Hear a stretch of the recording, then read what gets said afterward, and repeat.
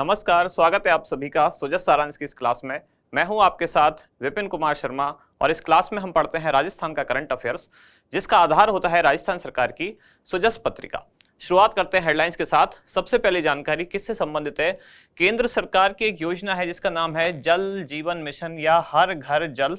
ये जो स्कीम है यानी कि ये योजना शुरू की गई थी जब लाल किले से भाषण दिया प्रधानमंत्री ने और उन्होंने कहा कि 2024 तक हमको हर घर तक नल से जल का कनेक्शन पहुंचाना है। अब इसी मिशन की यानी कि जल जीवन मिशन की एक समीक्षा बैठक ली गई मुख्यमंत्री द्वारा और देखा गया कि राजस्थान की इसमें क्या प्रगति है। तो प्रतिदिन नल कनेक्शन देने के मामले में राजस्थान तीसरे स्थान पर है। राजस्थान में अब मार्च में प्रतिदिन लगभग 8000 जल कनेक्शन दिए गए हैं, जबकि फरवरी में ये आंकड़ा कितना था? प्रतिदिन 7142 नए जल कनेक्शन राजस्थान में प्रदान किए गए। तो यहाँ लिखा हुआ है कि राजस्थान छितराई बसावट के बावजूद कनेक्शन देने में तीसरे स्थान पर। ये बड़ी उपलब्धि है। कैसे? क्योंकि राजस्थान में जो पॉपुलेशन है उसका वितरण थोड़ा सा बिखरा हुआ है, यानी कि बहुत बड़े बड़े एरिया में, बड़े बड़े क्षेत्रफल में जनसंख्या की जो बसावट है तुलनात्मक रूप से कम घनी है, बजाय कि दूसरे प्रदेशों के जैसे कि पश्चिम बंगाल या बिहार या उत्तर प्रदेश, वहाँ छोटी आबादी में यानी कि कम क्षेत्रफल में ज़्यादा लोग रहते हैं। राजस्थान में बड़े क्षेत्रफल में कम लोग हैं, तो यहाँ कनेक्शन पहुँचाना ज़्यादा टफ है क्योंकि बहुत दूर दूर डिस्टेंस में लोग हैं। लेकिन उसके बावजूद भी राजस्थान इसमें तीसरे स्थान पर है। अब आगे बढ़ते हैं। मुख्यमंत्री श्री अशोक गहलोत की मंजूरी किसके लिए? आंगनवाड़ी केंद्रों को शारीरिक जांच पोषाहार संबंधी उपकरण मिलेंगे। पीडब्ल्यूडी के 5 खंड कार्यालय खुलेंगे और 30 नए पद सृजित होंगे। इसके बाद एक काम की चीज क्या है कि प्रदेश की 30,000 छात्राओं को स्कूटी मिलेंगी। इसमें मुख्यतः 2 योजना है। एक है कालीबाई भील मेधावी छात्रा स्कूटी योजना और दूसरी है देवनारायण छात्रा स्कूटी एवं प्रोत्साहन राशि योजना। यहाँ आज आपका ये कंफ्यूजन दूर हो जाएगा। बहुत से लोगों को ये लगता है कि दोनों योजनाओं में 30-30 हजार स्कूटी दी जाएंगी, यानी कि कालीबाई भील में 30,000 और देवनारायण छात्रा स्कूटी योजना में 30,000। ऐसा नहीं है। यहाँ लिखा हुआ है कि विभिन्न जो योजना है उनमें मिला के 30,000 है, यानी कि कालीबाई भील मेधावी छात्रा स्कूटी योजना में कितनी स्कूटियां प्रस्तावित हैं देनी? 26,305 और देवनारायण छात्रा स्कूटी वितरण एवं प्रोत्साहन राशि योजना में 3,695, यानी दोनों मिलाकर कितना होता है?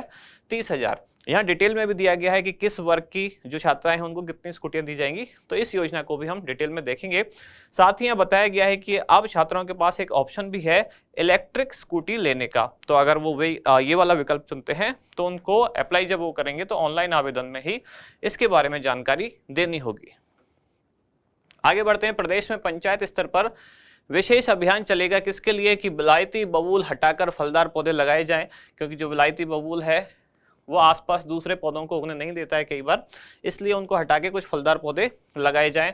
साथ ही पशुपालन और कृषि से संबंधित कुछ सामान्य तथ्यात्मक जानकारी यहाँ दी गई है, तो इनको भी एक स्लाइड में हम एक साथ देखने वाले हैं।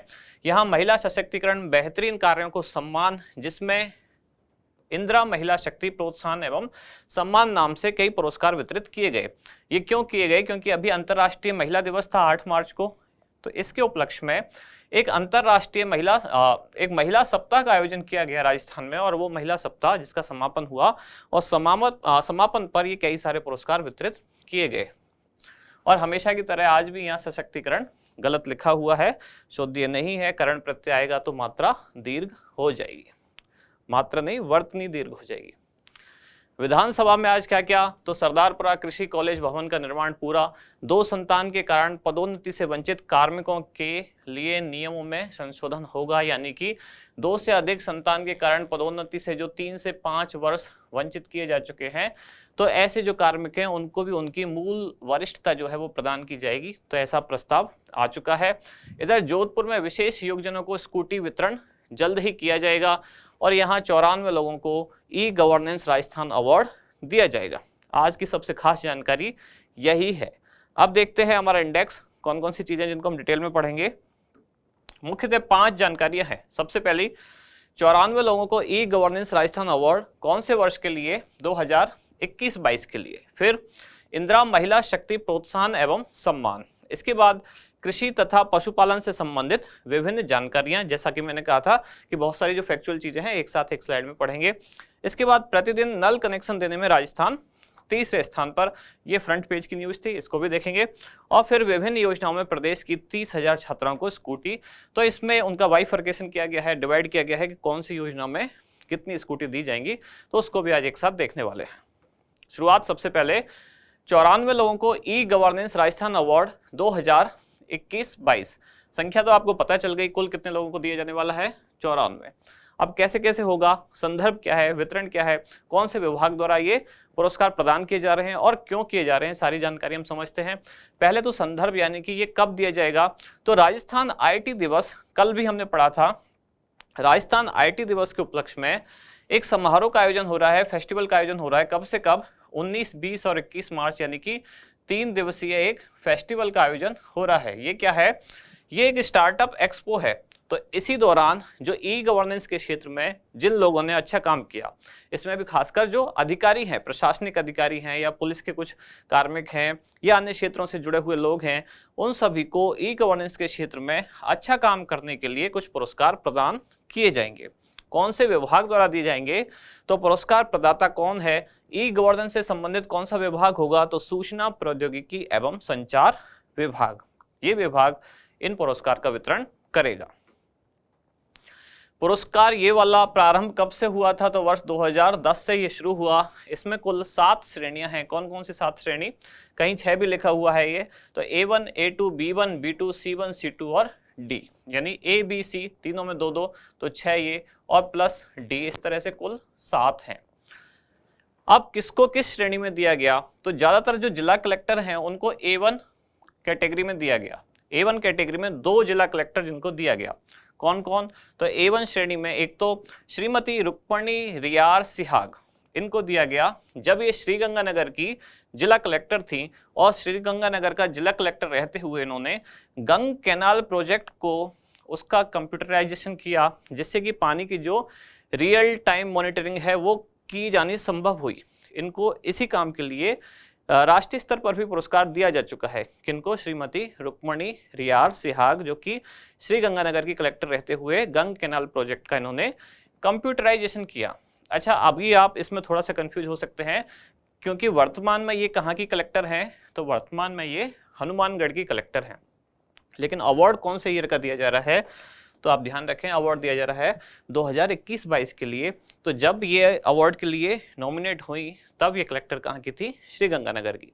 तो अगर आपको कहीं ये लिखा मिले कि हनुमानगढ़ कलेक्टर, तो आपको समझना होगा कि वर्तमान में ये हनुमानगढ़ में कार्यरत हैं, लेकिन इनका जो काम था श्रीगंगानगर में रहते हुए गंग कैनाल प्रोजेक्ट के कंप्यूटराइजेशन के लिए इनको ये अवार्ड दिया जा रहा है। इनके साथ दूसरे कौन है, श्री अरविंद कुमार पोसवाल, जो कि चित्तौड़गढ़ के कलेक्टर हैं। इनको किसके लिए, तो आरोग्य साथी मोबाइल ऐप के लिए इनको ये पुरस्कार दिया जा रहा है। यानी कि A1 कैटेगरी में 2 जिला कलेक्टर हैं जिनको दिया जाने वाला है अवार्ड। कौन कौन से, दोनों ही कलेक्टर हैं। कौन कौन, श्रीमती रुक्मणी रियार सिहाग और श्री अरविंद कुमार पोसवाल, इनको गंग कैनाल प्रोजेक्ट के लिए और इनको आरोग्य साथी मोबाइल ऐप के लिए। अगली कैटेगरी है A2 श्रेणी। A2 श्रेणी में पुलिस अधीक्षक, अलवर की पुलिस अधीक्षक कौन, श्रीमती तेजस्विनी गौतम, इनको दिया जाएगा। RGHS यानी कि राजस्थान गवर्नमेंट हेल्थ स्कीम जो है उसके निदेशक कौन, श्रीमती शिप्रा विक्रम। और जयपुर जिला परिषद की CEO कौन, श्री जसमीत सिंह संधू। तो इन तीनों को अवार्ड दिया जाएगा कौन सी कैटेगरी में, A2 कैटेगरी में। अब A1 और A2 कैटेगरी में अवार्ड के तौर पर दिया क्या जाने वाला है, तो A1 और A2 श्रेणी के तहत सम्मान के रूप में एक आईपैड दिया जाएगा और आईपैड के साथ साथ प्रशस्ति पत्र इनको दिया जाएगा। 2 कैटेगरी कंप्लीट हुई। तीसरी श्रेणी है B1 श्रेणी। B1 श्रेणी में जिला स्तर पर बेहतरीन काम करने वाले जिला स्तरीय जो अधिकारी हैं, यहाँ जिला अधिकारी नहीं, दोनों में अंतर समझे आप, जिला स्तरीय अधिकारी और जिला अधिकारी। जिला अधिकारी हम सामान्यतः जिला कलेक्टर को बोलते हैं, या जिला स्तरीय अधिकारी यानी कि डिस्ट्रिक्ट लेवल पर बहुत सारे जो अधिकारी काम करते हैं उनको B1 श्रेणी में ये अवार्ड दिया जाएगा। और B2 श्रेणी में किनको दिया जाएगा, तो B2 श्रेणी में उपखंड अधिकारी यानी जिसको हम सामान्यतः SDM कहते हैं, इसके अलावा BDO, तहसीलदार और अन्य जो ब्लॉक स्तरीय 10 अधिकारी हैं उनको ये अवार्ड दिया जाएगा। किस कैटेगरी में, B2 में। तो 4 कैटेगरी कंप्लीट हुई, A1, A2, B1, B2। B1 और B2 में क्या मिलेगा, तो इनको मिलेगा एक स्मार्टफोन और प्रशस्ति पत्र, जबकि A1, A2 में क्या था, आईपैड और प्रशस्ति पत्र। फिर दो कैटेगरी अगली C1 और C2। इनमें क्या, इनमें प्रत्येक जिले के ग्रामीण और शहरी क्षेत्र से एक एक ई मित्र कियोस्क संचालक, और ऐसे कुल कितने होंगे 66, इनका चयन किया गया। C1 और C2 वालों को क्या मिलेगा, इनको 10-10 हजार रुपए नगद और प्रशस्ति पत्र। अब लास्ट कैटेगरी बची कौन सी, डी श्रेणी। डी श्रेणी में क्या, स्थानीय सर्विस प्रदाता जो हैं उनको ये सम्मान मिलेगा और इनमें इनको प्रशस्ति पत्र ही प्रदान किया जाएगा, यानी कि कोई नगद राशि नहीं दी जाएगी। तो ये वो सारे कंप्लीट हुई 7 कैटेगरी। अगली योजना या अगला कार्यक्रम क्या है, इंदिरा महिला शक्ति प्रोत्साहन एवं सम्मान। तो जैसे कि आपको पता है 8 मार्च को होता है अंतर्राष्ट्रीय महिला दिवस। इस अवसर पर राजस्थान में एक महिला सप्ताह का आयोजन किया गया। 8 मार्च से शुरू हुआ ये महिला सप्ताह और अभी अभी ये समाप्त हुआ। तो समापन वाले दिन ही ये आयोजन किया गया, यानी कि पुरस्कार वितरित किए गए। कहाँ वितरित किए गए, यानी कि इसका समापन समारोह कहाँ हुआ, जयपुर में। इसका आयोजक कौन था, तो राजस्थान सरकार का महिला अधिकारिता विभाग इसका आयोजक था। किसको क्या अवार्ड मिला, तो इंदिरा महिला शक्ति प्रोत्साहन योजना में सर्वाधिक संख्या में ऋण देने के मामले में, यानी कि महिला उद्यमियों को सबसे ज्यादा ऋण देने के मामले में झुंझुनू जिला कलेक्टर कौन, श्री लक्ष्मण सिंह कुड़ी को यह अवार्ड दिया जाएगा। किस कैटेगरी में, सबसे ज्यादा ऋण प्रदान करने के लिए। किसको, महिलाओं को। कौन सी योजना में, इंदिरा महिला शक्ति प्रोत्साहन योजना में। फिर बेटी बचाओ बेटी पढ़ाओ योजना में प्रथम पुरस्कार किसको मिलेगा, तो ये मिलेगा जिला कलेक्टर श्रीमती रुक्मणी रियार। अब अगर बात की जाए तो ये कहाँ की जिला कलेक्टर हैं, ये है हनुमानगढ़ की, और वहां हम जो बात कर रहे थे तब ये कहाँ की थी, तब श्रीगंगानगर।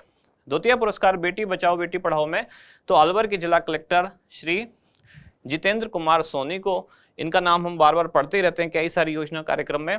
और तीसरा पुरस्कार किसको, तो चूरू जिला कलेक्टर कौन, श्री सिद्धार्थ सिहाग को। तो बेटी बचाओ बेटी पढ़ाओ में 3 अवार्ड किस किस को दिए गए, तीनों जिला कलेक्टर हैं। पहला जिला कलेक्टर कौन, रुक्मणी रियार सिहाग। दूसरे अलवर के जिला कलेक्टर कौन, श्री जितेंद्र कुमार सोनी। और तीसरी चूरू जिला कलेक्टर कौन, श्री सिद्धार्थ सिहाग। इसके बाद दौसा जिले की श्रीमती सुनीता गुप्ता को महिलाओं के आर्थिक सशक्तिकरण को बढ़ावा देने के लिए इंदिरा महिला शक्ति विशिष्ट सम्मान में 51,000 रुपए देकर सम्मानित किया जाएगा। अब यहाँ मैंने सशक्तिकरण इस तरह से लिखा है तो ये सही है, फ्रंट पेज पर बार बार कई बार मात्रा ऐसी आती है। नॉर्मली लोग शक्ति हम ऐसे लिखते हैं तो हम सशक्तिकरण में भी सशक्ति को ऐसे ही छोड़ देते हैं, वो गलत है, क्योंकि करण प्रत्यय जब आएगा तो वर्तनी जो है वो दीर्घ हो जाती है। अगले कृषि तथा पशुपालन से संबंधित विभिन्न जानकारियां। तो पशुधन बीमा योजना राज्य सरकार द्वारा पुनः प्रारंभ कर दी गई है। जैसा कि आपको पता ही होगा, जयपुर के धानक्या गांव से ये योजना पुनः प्रारंभ की गई। लंपी रोग से दुधारू गोवंश की मृत्यु होने पर दुधारू गाय अगर लंपी से मर गई तब पशुपालक को 40,000 रुपए मुआवजे के तौर पर दिया जाएगा। वर्ष 2023-24 में जोबनेर में एक वेटनरी विश्वविद्यालय खोलने की घोषणा की गई। इसके अलावा एक खास जानकारी और क्या कि झींगा पालन को बढ़ावा देने के लिए कहां, चूरू में मत्स्य विकास अधिकारी कार्यालय की स्थापना की गई। अब आपको अगर ये जानकारी नहीं पता है, यानी कि आपने पढ़ा नहीं है, तो आप इसमें तुक्का नहीं मार सकते। क्यों? क्योंकि आप सोच भी नहीं सकते कि चूरू में कहाँ मत्स्य विकास से संबंधित कुछ होगा, यानी कि बिल्कुल ही रेगिस्तान वाला जो इलाका है, पानी जहाँ कम है, वहाँ मत्स्य विकास से संबंधित क्या कुछ योजना होगी। लेकिन आपको ध्यान रखना है, झींगा पालन को बढ़ावा देने के लिए चूरू में है मत्स्य विकास अधिकारी कार्यालय की स्थापना की गई। सौर ऊर्जा पंप सेट स्थापना में राजस्थान पूरे देश में प्रथम है, यानी कि सबसे ज्यादा सौर ऊर्जा पंप सेट यहाँ स्थापित किए गए हैं।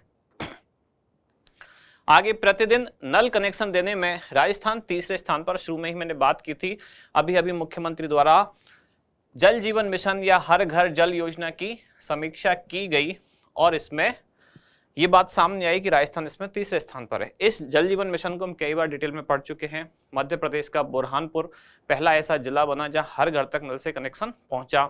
इसके अलावा गोवा पहला ऐसा राज्य बना जहां हर घर तक नल से कनेक्शन पहुंचा। शुरू हुई योजना कब, 2019 में।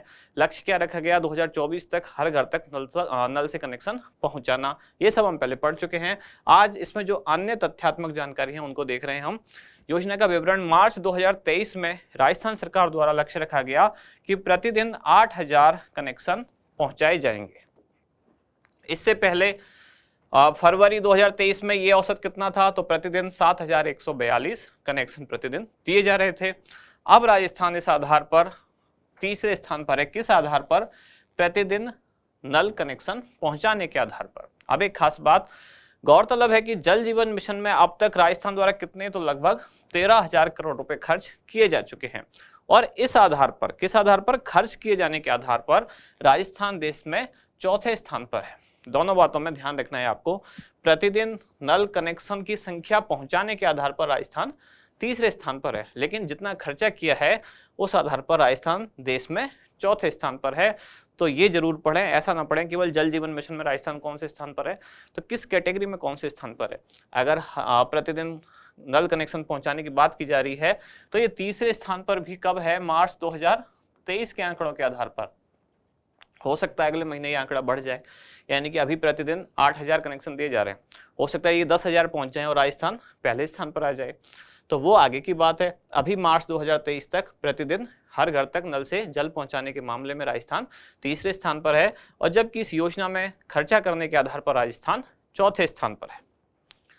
फिर विभिन्न योजनाओं में प्रदेश की 30,000 छात्रों को स्कूटी। कौन कौन सी योजनाओं में? तो राज्य सरकार द्वारा बजट 2023-24 में घोषणा की गई कि विभिन्न योजनाओं में जो स्कूटी की संख्या पहले 20,000 थी उसको बढ़ाकर अब 30,000 कर दिया गया है। किस योजना में कितनी दी जाएगी?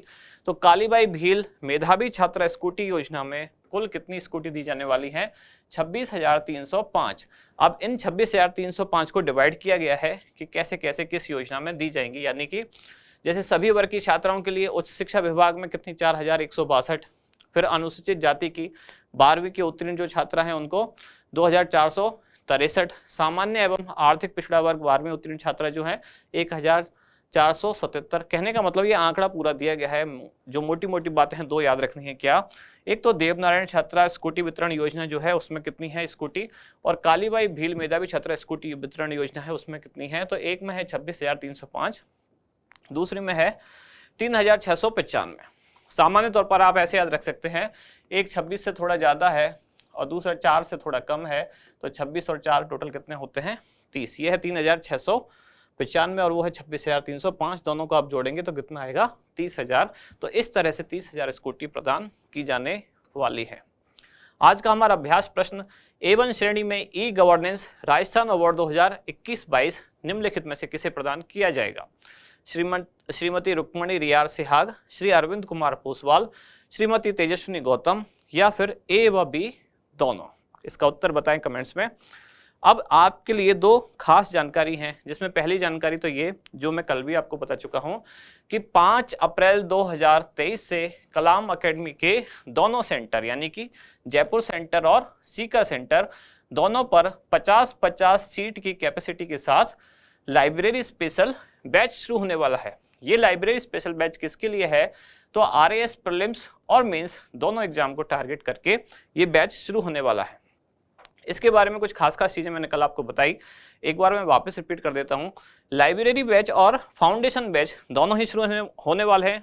ये फाउंडेशन बैच है जो कहाँ? ये केवल सीकर सेंटर पर अभी शुरू होने वाला है। कब इसका सेमिनार है? तो 26 मार्च को सुबह 10 बजे इसका सेमिनार है। अब मैं दोनों में एक बार हल्का सा आपको डिफरेंस बता देता हूँ।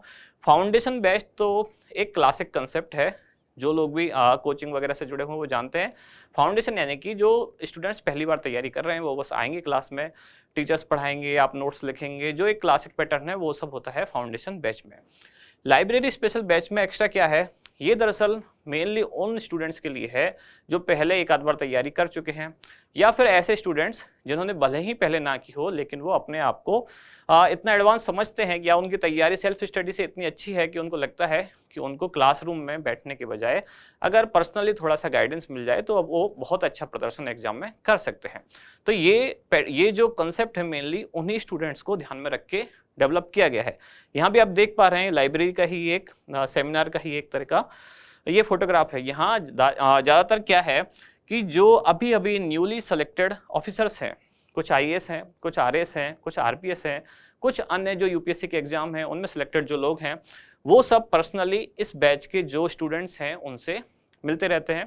उनको गाइड करते रहते हैं। इनका डे टू डे कुछ टास्क होता रहता है, आंसर राइटिंग डेवलप करने के लिए, स्किल डेवलप करने के लिए, एग्जाम में कॉन्फिडेंस बढ़ाने के लिए, या लिखने का पैटर्न कैसा हो, इस तरह की सारी चीज़ें ये मेनली उनको ध्यान में रख के है जिन बच्चों को लगता है कि अब क्लास में बैठना उनके लिए टाइम वेस्ट करना है और उनको केवल थोड़ा सा गाइडेंस की ज़रूरत है। अगर वो मिल जाए और वो भी उन लोगों से मिल जाए जो कि खुद इस एग्ज़ाम को देख चुके हैं, सेलेक्ट हो चुके हैं और हाल ही में सेलेक्ट हुए हैं, ताकि उनको एग्ज़ाम का जो लेटेस्ट पैटर्न है वो अच्छी तरह से पता है, तो वो लोग आपको कंटिन्यूसली गाइड करते रहेंगे। किसमें? लाइब्रेरी स्पेशल बैच में। दोनों बैच में 50-50 यानी कि दोनों सेंटर पर 50-50 सीट यहाँ रखी गई हैं। जुड़ने के लिए आप इस व्हाट्सएप नंबर पर संपर्क कर सकते हैं। और दूसरी बात जो मैंने शुरू में ही बताई, ये आरएस फाउंडेशन बैच जो कि सेमिनार के साथ शुरू होने वाला है 26 मार्च को, कहाँ?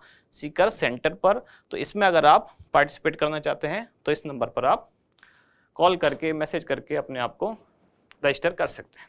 तो यहाँ समाप्त होती है आज की क्लास। अब मिलते हैं कल अगली न्यूज़ के साथ अगली क्लास में। धन्यवाद।